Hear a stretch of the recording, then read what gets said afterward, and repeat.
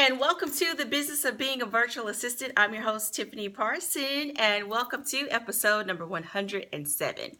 So very interesting things happened this week in regards to working from home opportunities and also a project on Upwork, and just made me realize that maybe I should share on the podcast some things to be aware of. And I think the biggest thing is to know if it sounds too good to be true, it is. If it makes you uncomfortable, go with your gut. Go with what you're feeling. And a lot of times, for me, I'm a Christian, and the Holy Spirit lets me know if something is off, if something is not right. And we have a choice to either go with it or not. And so if something doesn't feel right to you, don't feel obligated to do it. Do what is best for you. So, there are all kinds of work from home opportunities.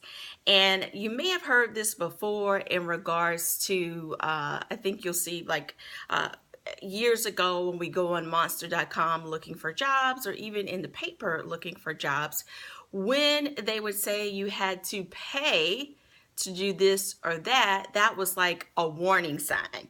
If you have to pay to get a job, then it's not a job. It's a business or a contract position that they're not telling you about.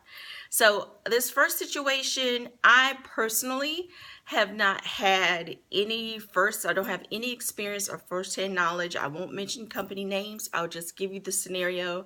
Maybe you can figure it out. What it is, it's a work from home opportunity. They do let you know up front that it is a contractor position.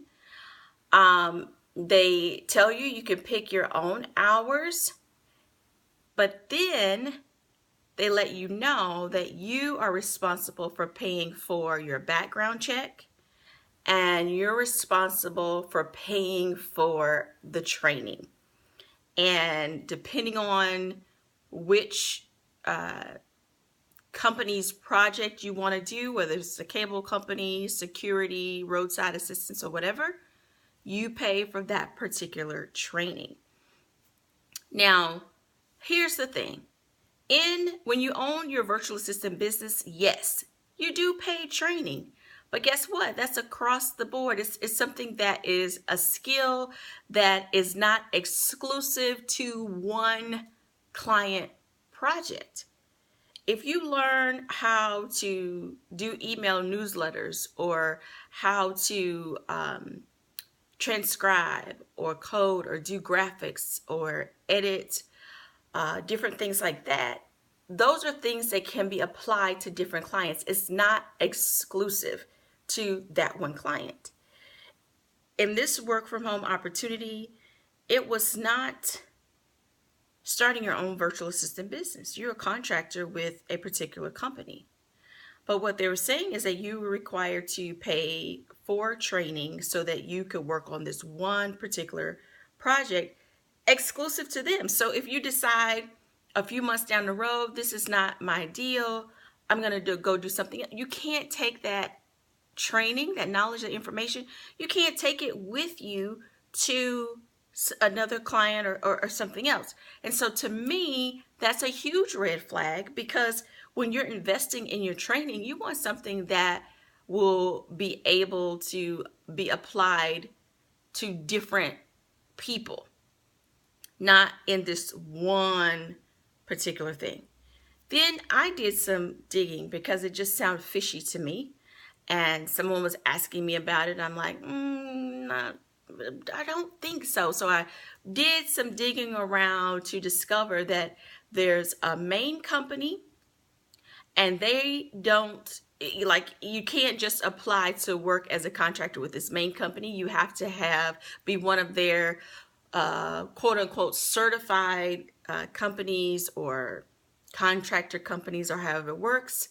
And then that certified contractor company finds all the people that do the work from home, actual work stuff, which is like customer service and different things like that. So that was fine. But the thing is, this middle company didn't say anything about the main company, which was a problem.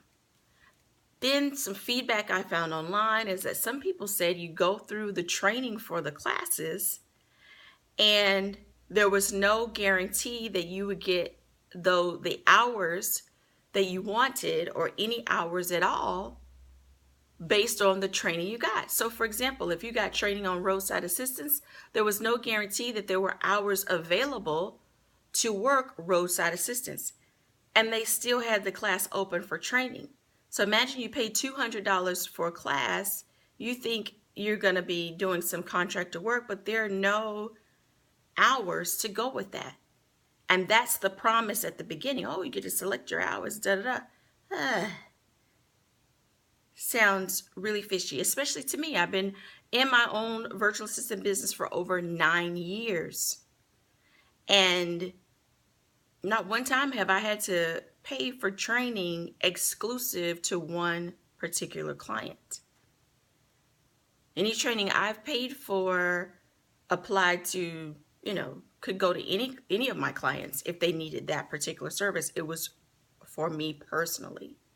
So, be vigilant in your searching to make sure that something like that is legit or you feel comfortable with it, because there was mixed reviews. Some people said yes, some people said no. I didn't like that you have to pay for training, pay for your background check, and there were no work hours on the other end of that. So, no. The other thing, I got a recent question on my Facebook page from Tammy, something that she pretty much had already, answered and handled it. Sounded like she handled it very well. But I wanted to share it with you here on the podcast because you may run into this scenario where what happened was somebody on Upwork wanted they were going to send her a check for her to buy a laptop and I think some software and something with the check. She didn't feel right about it. She was not sure about it. And if I can pull it up really quick on my Facebook page, let me see here. I'm trying to pull it up really, really quick. Because I think that if somebody brand new ran into this scenario, they may think it was okay. The alarm bells might not go off right away. I'm going to read to you exactly what she said. I'm on an online interview with an Upwork client right now, but I have a strange feeling. You get a strange feeling, go with that. It could be a strange feeling through email, a text, a Skype call, whatever. Go with it. There's reasons why you instinctively get these alarm bells. And like I said, for me, I call that the Holy Spirit. It's like a shout, like, no, warning, like that. Okay. She says they want me to immediately deposit a check via my bank's mobile app to order software for a laptop they're sending to me. I just feel like I'm jumping through hoops and the check doesn't even have the company name on it. It's from a different company help. So when a client is purchasing software for you to do what they want you to do for you, 9 times out of 10, the client registers for the software themselves and they give you access to it. Either they give you their login or they create a login just for you so you can use it. You don't deal with the billing or anything of that nature regarding the software. You get access to it. Let's say if a client wanted to get you a laptop. If this is a brand new client you never work with, I would be uncomfortable with that. If it's someone you've built a relationship over time, if they're going to send you something, again, the financial aspect of it, you don't even see. You're going to get the end result, the software, the equipment, not having to deal with a check and pay for it and all that. No, red flag. I mentioned in last week's episode about being in direct sales as well as having my virtual assistant business. And there's this common scam that goes around where people will email and claim they're going to order, but they don't have a credit card. So they're going to send you a check. And then you're supposed to deposit that check. Well, here's the scam. You deposit that check. and they want you to send, it'll be a check that's more than the amount that they're ordering. So say they're ordering $100, they're going to send you a $600 check, and you send back the difference. Well, by the time that check is in your account and processed, days later it may bounce. But guess what? You've already sent the extra money, and that's where the scam comes in. Or maybe they just want to get access to your information. So beware. If it gives you a strange feeling, if it makes you feel uncomfortable, don't go with it. And don't feel like you have to explain yourself. You don't owe anyone an explanation because you're feeling uncomfortable. You don't owe anyone an explanation. You just let them know, I'm gonna pass on this. I wouldn't even dive into telling them that you're not feeling good about it. Just I'm gonna pass on this. Thanks so much, and move on. Now, I in a nutshell, responded back to Tammy and gave her that information. But also, if this comes up on Upwork, report that client to Upwork. There should be a button where you can report them. And if there's a place there to explain the situation, then you can explain it to Upwork. But I would definitely report them, because who knows what they're up to. It didn't sound right to me based on my experience and working with clients for all this time and the way things work. I've had clients send me, back in the day, a disc with software on it. Now we just, go to the website and log in. I've gotten a laptop and things like that. But these are with people that I've developed a relationship over the years, not somebody brand new. Somebody brand new on Upwork, no, that's usually not the case. So anyway, this episode is more like a warning for you to just be aware what's out there. Everybody that's on the internet is not good. I'm reminded of that every day, because it's easy to forget. It's easy to be in this bubble where everybody's nice and cool and, looking out for you and all that stuff. But no, that is not the case. So beware. We get those warnings within us for a reason. Now, a little follow-up from last week's episode, Making the Decision to Win. And if you have not listened to that episode, I'm going to encourage you to do so. It's all about deciding to win in your virtual assistant business. And I use the example of direct sales.